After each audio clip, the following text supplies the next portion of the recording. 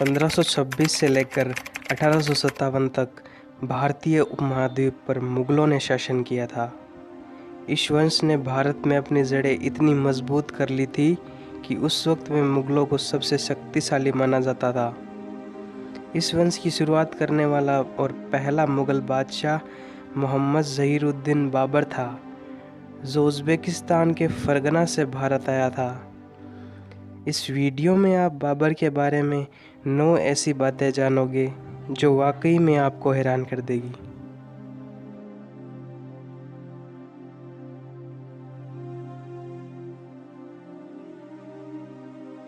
Number 9, Mughal सल्तनत की नींव रखने वाला बाबर एक पैदाइशी योद्धा था। उसका जन्म 14 फ़रवरी 1483 को हुआ।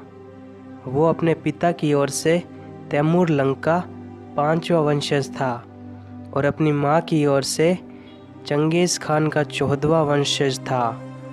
उसके पिता का नाम उमर शेख मिर्ज़ा और माँ का नाम कुतलुक निगार खानुम था। जब वो 12 साल का था तब उसे विरासत में फरगना शहर मिला। 2 साल बाद जब वो 14 साल का हुआ तब उसने उज़्बेकिस्तान के एक शहर समरकंद पर हमला करके उस पर कब्ज़ा कर लिया था। 1505 के बाद अब उसकी नज़र भारत पर थी। नंबर 8, यह कहा जाता है कि राणा सांगा और दौलत खान लोधी ने बाबर को भारत आने का न्योता दिया था।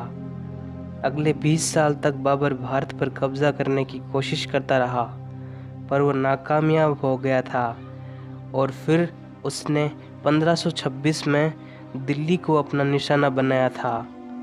उस वक्त दिल्ली की गद्दी पर इब्राहिम लोदी का राज था। नंबर 7, बाबर को लगा कि अगर वो इब्राहिम लोदी को गद्दी से हटा देगा तो वो भारत पर कब्ज़ा कर सकता है।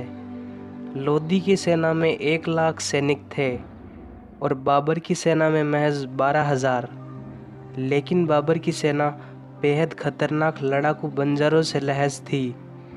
लोदी और बाबर के बीच दिल्ली से 40 किलोमीटर दूर पानीपत में युद्ध हुआ। बाबर को युद्ध रणनीति बनाने में महारत हासिल थी। उसने अपना जाल बिछा रखा था। नंबर 6, 20 अप्रैल 1526 शुक्रवार की सुबह थी और लोदी बाबर के बिछाए जाल में फंस गया। उसके 1 लाख सैनिक और 1,000 हाथी बाबर के बनाए मौत के घेरे के अंदर घेर लिए गए। बाबर की तोपों ने लोदी के हाथियों को बेकाबू कर दिया, जिससे वे अपनी ही सेना के जवानों को कुचलने लगे। बाबर के तीरंदाजों ने चारों तरफ से तीरों की बौछार कर दी थी। बाबर जीत गया और उसने इब्राहिम लोदी को मौत के घाट उतार दिया था। इस तरह से भारत पर मुगलों का अधिकार हो गया था। नंबर 5, बाबर ने भारत में 4 युद्ध लड़े। पानीपत का युद्ध, खानवा का युद्ध, चंदेरी का युद्ध और घाघरा का युद्ध, जिसमें पानीपत का युद्ध 1526 में इब्राहिम लोदी के साथ, खानवा का युद्ध 1527 में राणा सांगा के साथ, चंदेरी का युद्ध 1528 में मेदिनी राय के साथ और घाघरा का युद्ध 1529 में अफ़गान शासक महमूद लोदी के साथ, जिसमें बाबर अपराजित रहा।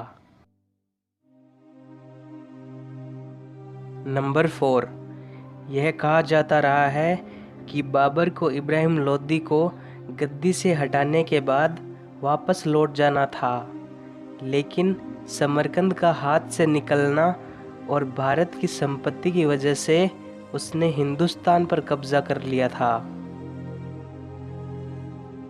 नंबर 3, यह कहा जाता है कि बाबर युद्ध नीतियाँ बनाने में माहिर था। उसने अपनी नीतियों से बड़े योद्धा को पछाड़ दिया था।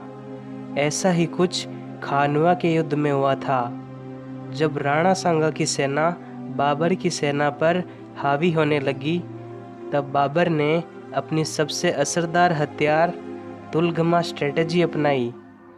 तुलगमा स्ट्रेटजी में विरोधी राजा की सेना को दाईं और बाईं तरफ से घेर लिया जाता था और फिर पीछे की तरफ से हमला किया जाता था।